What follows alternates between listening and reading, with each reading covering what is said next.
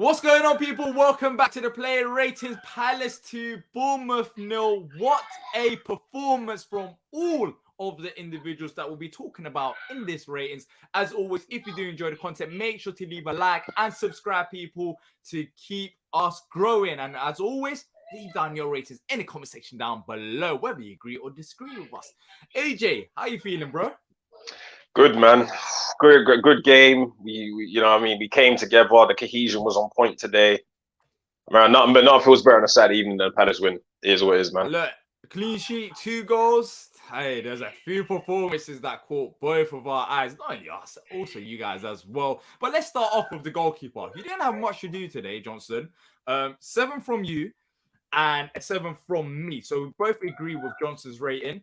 0 saves today because we had literally no shots on target. So we're going to talk about the defense about that. But for you, AJ, you mentioned before we started, you liked how he was more commanding in and around his box. Yeah, I mean, he commanded the area a lot better today, to be fair. Now, I think that kind of points out to his clean sheet. We've been kind of quite critical of him recently, to be fair, in terms of his actual ability to command the box. And I feel like he really showed that today. And I think that essentially supported the reason why we got the clean sheet, and we kind of pretty much locked out the Bournemouth attack. We were really, really solid today. And you have to rate these things. Sometimes it's not about just doing one particular key attribute. Sometimes you have to respect the others too. Yeah, his distribution wasn't too bad as well. He only had 26 touches, but he had 84% passing accuracy, so his distribution was well. And yeah, look, he didn't have no saves, so I can't give him higher than 7. But as you said, he was commanding his area, and I think that's a fair rating. There's nothing more to say about Johnson because we didn't use him today, basically. Moving on to the right back. Some say Joe Ward. I would say Roberto Carlos potentially, depending on what position you wanted to play in. But no, all jokes aside, today he was a man on a mission. Today, you know what? I was watching him, I was thinking, this guy wants a new contract. And not only just this game, I can't lie, over his last 2 to 3 performances, he's been very solid and quietly so. I thought he's brilliant going forward. He looked exciting. I think that's the right word to use, doing flicks, feeling himself over there. 82 touches, very heavily involved throughout the game. In terms of defensively, 4 out of 6 ground drills, 1 in the air, 1 out of 2, 1. Look, fantastic performance. You gave 8 for Joe Ward. I give a 7.5. And yeah, he's working for that contract. Mate, Wardinho today he was, mate. You get me? He looked like he was Brazilian, man, coming forward doing flip-flaps. Some of that Jogger Benito for those that are old enough to remember.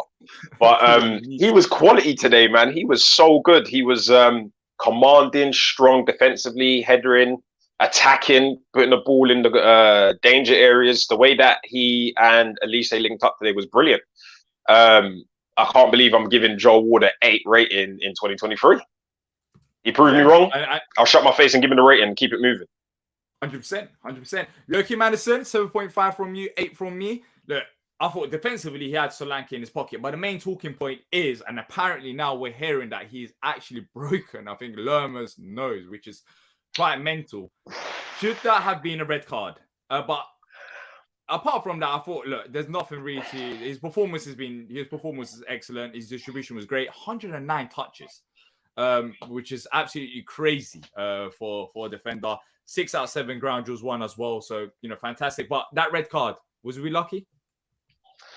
Now that I'm hearing that he broke Lerma's nose, then maybe he is. Because at the time, I mentioned this in the match review when I came on, was like, when you're watching a game, it's happening in quick time. So I couldn't really see what happened. All I essentially saw was I'm looking at the corner, the ball's come in the box, Lerma's on the floor. The referee's blowing the whistle, and then the VAR thing pops up, and I'm like, well, what the hell happened? It was only when I sort of turned round, because I'm conveniently where I sit, I was able to, you can kind of see the coverage screen a little bit, where the media has a look at. And it kind of looked like he kind of sort of pulled or dragged at him, and he obviously done something a bit sneaky and snaky. But at the end of the day, if VAR has ruled it out to be a non-red card, then, no booking, no penalty. These things happen in football, man. I mean, at the end of the day, why can't we use the dark arts? Yeah, I think we got lucky based on what I'm hearing. I can't lie. When it first happened, if you're at the ground, depending on where you're sitting, you really couldn't see it because it was on the other end for me, totally other end of the pitch, so I didn't see it. So I was surprised about VAR check, about red card, so I didn't get to see it. But seemed like we got away with it. But apart from that, very solid performance defensively by Anderson. Gahey, Mark. I don't know why I said it the other way around. I'll be honest. But Mark Gahey, 7.5 from you, 8 from me. Defensively, once again, very good. Long balls was, distribution was fantastic as well. There's not really much to say. He had 2 tackles, and he kept them at bay. And you know what? One thing I've noticed is how composed he is on the ball. Like, you have to watch him to understand the potential and the talent that he already has, Mark Gahey. I think he's one of the most underrated players in the Premier League. Has to be. And I think both our pairings, I said it on a match reaction, I think Anderson and Gahey as a 2, don't really see people talking about them. In all honesty, I don't. Maybe because it's Palace, maybe because we've had a long and struggling season, depending on what end of the season you're looking at. But Gahey, very composed. Like, every time he's on the ball, I'm not scared. Hopefully this doesn't jinx it. But yeah, fantastic. Yeah, I think we are very privileged to have these 2 centre-back pairings put together, and it just organically coming together so well. You feel 110% confident when those 2 of them are playing that, the chances of any attack getting at us is very, very slow and very, very, very, very slim, basically. If we do end up losing them in the summer, as long as it's not for £50 million and a much vaster sum, maybe add a 0 to the end of that, as far as I'm concerned, then, at least double it. Then, he moves on and, we wish him well. But I mean, we invested in him and I think he's paid us back tenfold. He's definitely shown that he is the player that was believed in terms of us bringing him to the club, and we found an opportunity in a player and he's showing it week in, week out. Cannot be happy with him. Future club captain for me. Yeah, well, he was captain when Wilf went off, so I think he knows that as well. He's our captain going forward when Wilf ain't there. So yeah, it's good. It's brilliant signing from the recruitment team when we did first sign him, and he's continuing that. But Tyreek Mitchell, 8 from you, 7.5 from me. Talking about Wardinho, but Tyreek, he's doing well as well. He's doing very well. I've noticed over the last few games. Today he kept their right winger quiet. He was involved in attack. Maybe it would have been nice if he got an assist or so, but nothing bad to say about his game. He's on improving by the game, and today, once again, defensively and going forward, he was involved and done a very good job. Yeah, Tariq had a great game today. Coming forward, he's looking so much more better and so much more comfortable, and his link-up play with whoever he has on the wing, because bless him, he had to change it about 2-3 times in terms of the partners. But I think he just understands what his role is coming essentially as a left back in the team. He knows when to come back. He knows when to attack. He knows when to defend. He knows when to go in for challenges. And one thing also that I've seen in his game recently is he knows when to get rid of the ball in tight spaces. He's always under pressure. He's not the biggest guy on the pitch as well, bless him. But at the end of the day, he seems to be getting more and more comfortable and looking a lot more in form week in, week out. And long may it continue. England squad might be coming again. We're going to that territory again. That's good. I like it. But we'll see next season. In time, exactly. Decore in midfield, 8 from both of us. I mean, if we always talk about Decore, it's like we're gonna repeat the same thing over and over again. He had 49 touches, but when he had to clean up the ball, when they did get behind, which was very rare, he was there, and it's fantastic. And that's the exact player that we needed, and that's why I said let's get rid of Kiarte, let's bring in a holding midfielder that could defend as well as play with the ball on his feet. And we found one, and you can see the impact that he has. And once again, brilliant performance from him. I don't have nothing bad to say about him. No yellow card. Tackles were involved. Was comfortable on the ball. So what can I say? Yeah, for me, player of the season. I voted for him as player of the season, for me, to be fair. And what gem of a player we got in him. He just goes about his business, and he does his business well. That is just he's just an efficient defensive midfielder that does his job, doesn't keep it complex, doesn't do anything stupid, keeps it calm, keeps it simple. But at the same time, he's a brick wall, which Mr. Billing found out today, to be fair, because Mr. Billing got locked out the rave.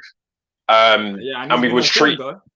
Exactly. So another thing is we were treated to a rare shot at goal today from Mr. Decore, because I know we know he's got it in his locker. But Yeah. he's not always too confident on shooting a goal. I've noticed with him, to be fair. So I saw him do one or two today. I was, if he can maybe add that to his game as well, then we got a problem, or everyone else has got a problem but us.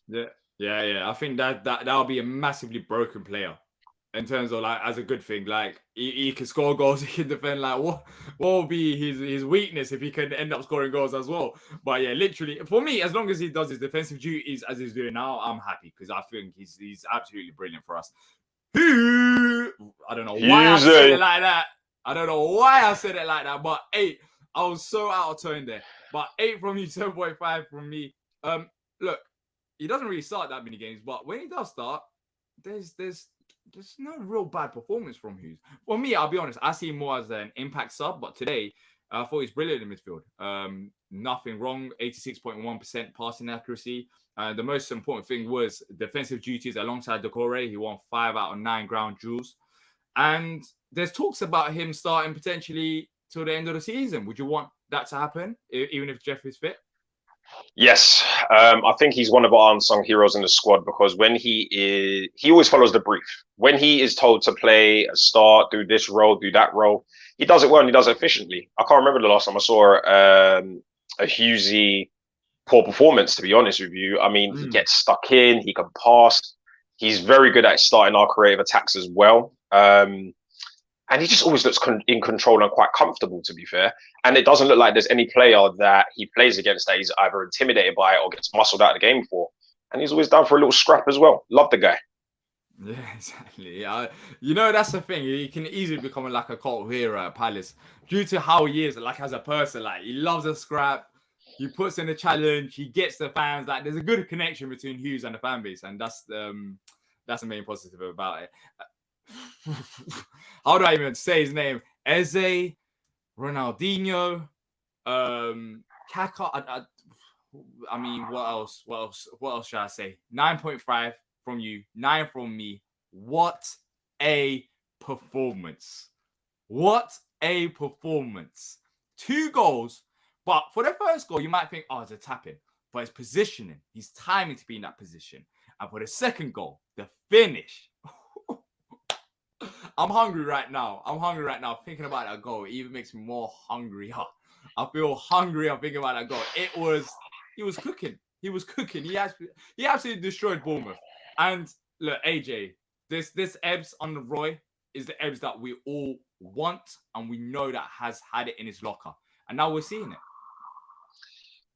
Where do I start with Eberiche Eze?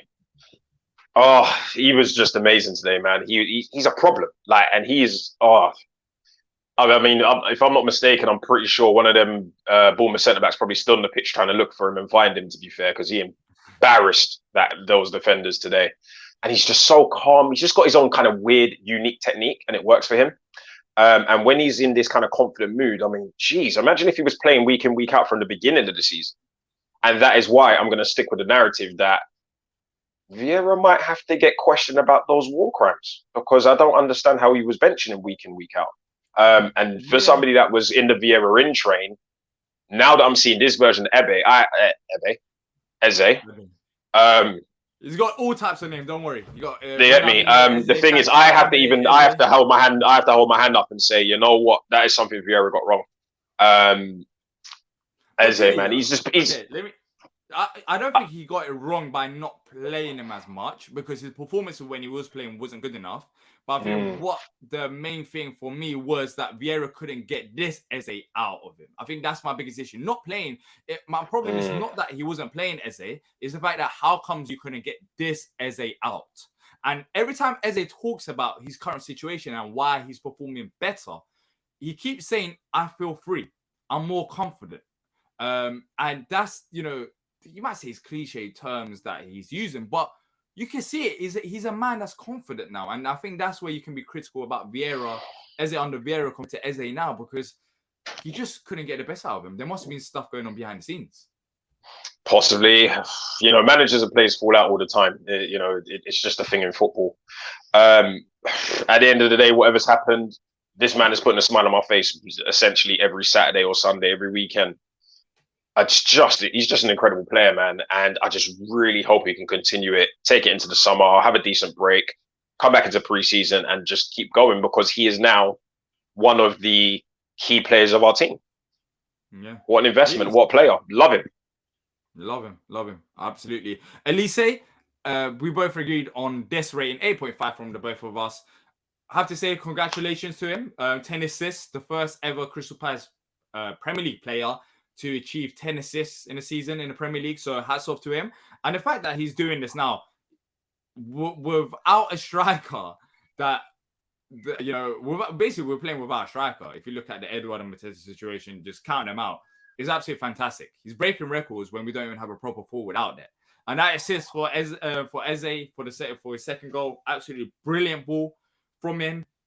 What would he say? The only negative, the reason why I didn't give him a 9 or 9.5, he got an assist, he played well, is his finishing. His finishing wasn't as good enough. And maybe that's the one area that he should be improving on, potentially, his finishing. But look, we're talking about 21-year-old. He's going to have to... I don't expect him to be the finalized product. And so far, he's going to become a star. If he continues going up this trajectory that he is right now, he's 100% going to become a star in the Premier League. There's, without a doubt, absolutely fantastic player.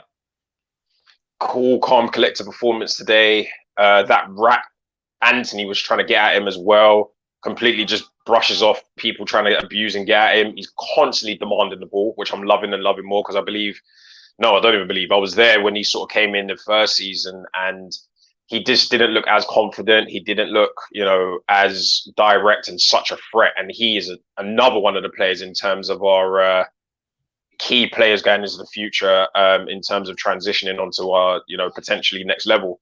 Can't really say much more about the guy, man. He's just constantly threatening. I mean, could you imagine what he could do with an actual striker up front? If he's got 10 assists now with an actual striker, he could be breaking records for us. You know, the shooting weren't looking too great today. I think he nearly hit you and me at one point with them balls, man, at some point. That's how off he was. But, you know, bad day at the office for him, man. And we could allow that because, you know, he could have had several assists today. I mean, he's just so calm and cool and relaxed every game. He doesn't, you know, he just lets his football do the talking. Love the guy. Yeah. And at the end of the day, if he continues on that wavelength, then PSG, the price went up. Exactly. Why on earth would we sell him for any cheap? Like, that's what I'm saying. I'm seeing figures out there for like 20 to 30, not 20 to 30 million, but like, I don't know, 30 to 40 million PSG. But why would you sell him for like 40 million or even 50 million? Like, the ball's on our court, and literally he's still growing as a player. If we keep him on, maybe he's going to be worth more next season.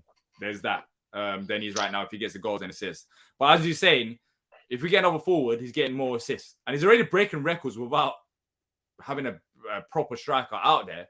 Imagine once we get a striker.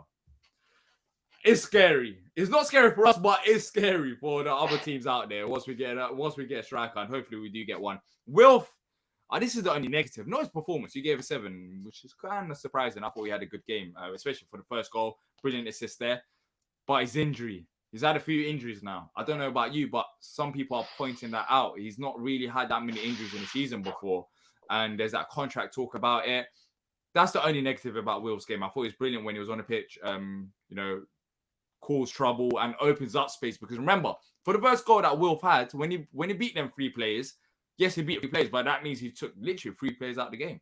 That means that it allowed Eze to be in open space like that. So Wilf still has that aura. He still, you know, is that lethal player that teams worry about, and he managed to get an assist. I don't know if he counted it as his assist because you might have had a touch, but I was happy. The only worrying thing, injury. Yeah, I think it's the way I'm looking at this Zaha thing. Obviously, I know we'll probably end up discussing that at some point or whatever it is. You've got to look at him at value for money. At the end of the day, yes, we can't sell him, so that goal takes out the equation. But, you know, if we're going to bank on paying him essentially making him the top earner at the club, he's got to at least be present there for a period of the time. He is an amazing, phenomenal player and probably one of our greatest players of all time, if not the greatest player of all time in terms of Palace history. But the injuries are starting to take their toll, and his legs, you know, it's probably for the past 10 years of having his legs kicked to shreds and not being protected correctly in the league. The only reason I gave him a 7 was he was great and he was amazing. However, the fact they just pulled up in the beginning of the second half, I just didn't really get the full game out of him. I reckon if he did the 90 minutes, the layout of the game could have been different. The result of the game could have been different. And obviously, same with his play rating. Yeah, that's understandable. I gave him an 8 because I thought for the first goal he was heavily influenced. So I didn't really have to see the rest of the game for him because he contributed before it went off. Unlike the Leicester game where he just went off without any major contribution in terms of goals and assists. Let's run through this because we're running out of time. Jordan Ayew, much better performance today than the Tottenham game. Both agreed with his rating of 7.5. Hold up play, improved from what we saw against Spurs, and I think that's the main difference maker in this game. Didn't like him up front in the first half. Loved him on the wing in the second half. When he replaced and sort of went on the left-hand side for Wilf, he was amazing. Kept working, kept skilling up players. Presence. Yeah, 100%. Edward, now moving on to the bench. 6 from you, 5 from me. Should we just move on? No, he got a 6 today from me. Do you know why? Because he actually ran. He actually took a couple shots. He actually did a couple step overs. He looked half interested today instead of non-interested than he usually does. So that's an improvement from Edward. So, Yeah, I guess it's an improvement, but that's a bit shocking. Like he ran. That's the barrier that we're at. He ran. He ran. I'm sorry. Well, look, it wasn't a bad performance. I gave him a 5 because I thought it was average at best. Considering how long he was on the pitch for, he didn't really do much. But yeah, he looked more like a player today. Let's just say that. I think we can both agree on that. Gyro, this is funny. 6 from you, 6.5 from me. You know what? I was thinking after the game, and I said this on the live match reaction. Check that out after this if you haven't already done so. Whenever he plays, he's never bad. I never see like a howlers from him. I don't understand how he doesn't get more opportunities. He ignored the shot. I thought he was involved. If I ignore the shot, all right, cool. He was not a striker. It was nice to see him on the pitch. He was very, very strong. I think his kind of briefing was kind of search and destroy, and I think he kind of did that. Granted, he wasn't on the pitch for a long period of time. There was once where he kind of fell over, sort of thing, and then there was once when he sort of miscontrolled the ball a bit. But all the other stuff he was doing, he was trying to create chances. He was getting in Bournemouth. He essentially followed his brief. He came on a pitch and he just destroyed. And I think he did relatively okay for the time he was on the pitch. But I'd still wave him off in the summer. Interesting. Maka, he was back today, which is good to see. 6.5 from you, 6 from me. But he wasn't on for too long. But I was so happy. Genuinely, I had a smile on my face when he came on the pitch. He feels like. Do you know why he got the 0.5? You saw his sprint. I was like, how is this 34-year-old man doing a sprint? I was like, yeah. I loved it. He was just like, give me that armband, rude boy. I'm going to show you how I do this thing. And he was embarrassing the young boys, man. I mean, he was, because I tell you what, Bournemouth have some very tricky fast wingers, and he was having none of it. So, he came on and did what the classical Maka does. Comes on, passes the ball, runs out at players, gets stuck in. So that's why he got the 0.5 out of me. I think longer on the pitch and obviously over time, whether he stays or not, that's a different conversation. But if we were kind of getting that Maka and obviously he was progressing towards fitness, I'd love to see a little bit more of that. Yeah, 100%. But look, guys, that and girls, that's it from us for the player ratings. Make sure to leave down your comments in the comment section down below regarding the player ratings. What do you guys think about our ratings? Do you agree or disagree? Let us know. And if you have enjoyed it, make sure to leave a like and subscribe. And until next time, up the Palace.